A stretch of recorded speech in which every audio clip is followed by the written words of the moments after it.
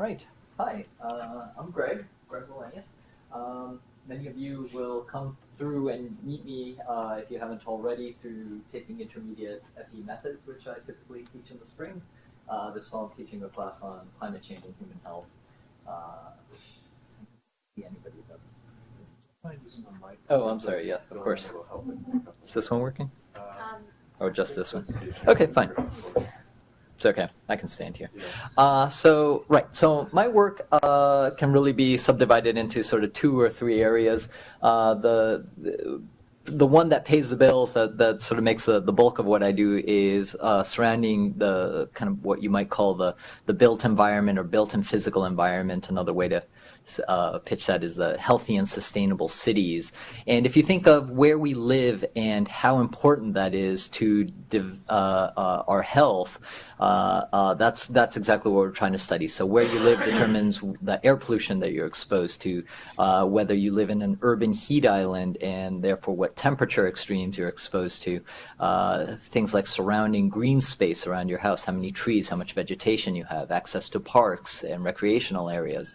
Blue space is a new term or emerging field looking at proximity to water. You see here that in Rhode Island you have 400 miles of coastline and lots of inland waters. So if you conditional on living in a particular town or area, if you live in the greener area or in the bluer area, is that good for your health? There's lots of evidence about green space that it improves outcomes for pregnant moms, for old people, the kids learning in schools.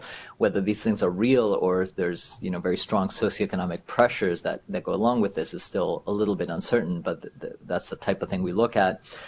Here on the left you see a picture of sort of what's maybe my staple area of air pollution health effects, particularly on cardiovascular disease risk. That's some results from the Women's Health Initiative, which is a large national cohort of about 165,000 women, followed since the mid to late 1990s. And we find this very strong association between the air pollution where they live, long-term exposure to air pollution at the residence, and the risk of stroke, with a near doubling of the risk for the highest exposure category. So we then are looking at intermediates of that. So why is that? And we think that it's because there's increased risk for developing hypertension, high blood pressure, and that's the primary risk factor for stroke. So we're trying to tease that out of what portion of the effect of air pollution on stroke is mediated through your increased risk of hypertension.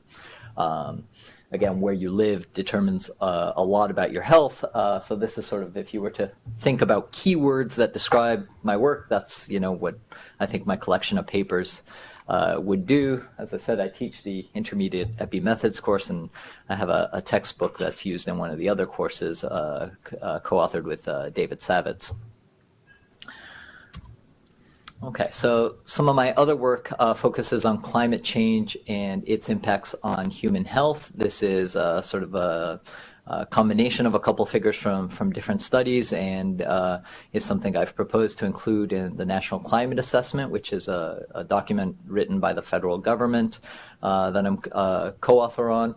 So you can see on the far left there that this is for Rhode Island. Rhode Island is getting warmer. There's approximately 3 more weeks of what we might consider hot weather today than there was in the 70s when the data from TF Green started becoming available.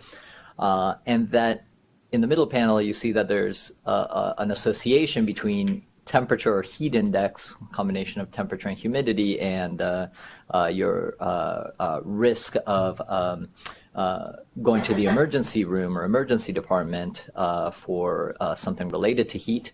And so that curve starts turning at temperatures that you wouldn't typically think of as dangerous. So even an 85 or 90 degree day seems to be associated with a higher risk of heat-related emergency visits. And so then based on that information of sort of the present temperature and the present day relationship between temperature or heat index and health, you can then project with the climate models what's going to happen into the future. If the climate models are projecting correctly, the world is getting warmer and going to continue to do do so through the end of the century. So how is that going to impact the number of hospital admissions and deaths that we're going to have in this state, in New England, across the country, across the world? So we're trying to put numbers on that. And, it's an emerging trend of my work is trying to focus on very policy relevant research, things that are going to make a difference to people's lives now or in the very short term. So this work on temperature that we did in New England led to the National Weather Service, and we were working in partnership with them. They broke up the green and yellow areas. There is all of New England, is all of the northeast of the U.S. And last year, in 2016, the heat warnings and heat advisories had the same criteria for all of the northeast, which is crazy because Maine and West Virginia actually have really different temperatures and weather, and they have really different, people's adaptation to that local weather is very different. And so based on this work and in that partnership, we were able to get them to, for 2017 and forward, to separate New England as a separate, distinct area for their heat advisories. So the criteria at which they issue heat advisories in New England is now lower than it was the previous summer, hopefully saving people's lives. That's what we're trying to do. And whether that actually will save people's lives is the subject of future work or ongoing work, where we're trying to say, hey, are these warnings and advisories from the National Weather Service, are they effective in saving people's lives? And then this was in the news recently. This is from the New York Times article on this. So I've been on a National Academies of Sciences panel looking at the health effects to local communities of surface coal mining operations, sometimes referred to as mountaintop removal. It goes on quite a bit in central Appalachia, which is West Virginia, Virginia, Kentucky, and Tennessee. And the question that those states want to know is this form of coal mining harmful to the communities around there? Does it pose health effects to the communities surrounding these sites?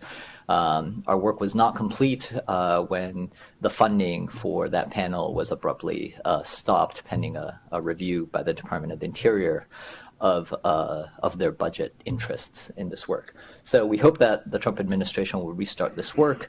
But again, the point here is that this stuff is really relevant to real people now. And I'm really excited to be pursuing that. So what can you guys get involved in? Well, any of the above, right? There's always orphan projects that are really good ideas, could be done if only we had the people to do it. So we have a large and growing group of postdocs, doctoral students, master's students, undergraduate concentrators, and I'd welcome your questions now or come see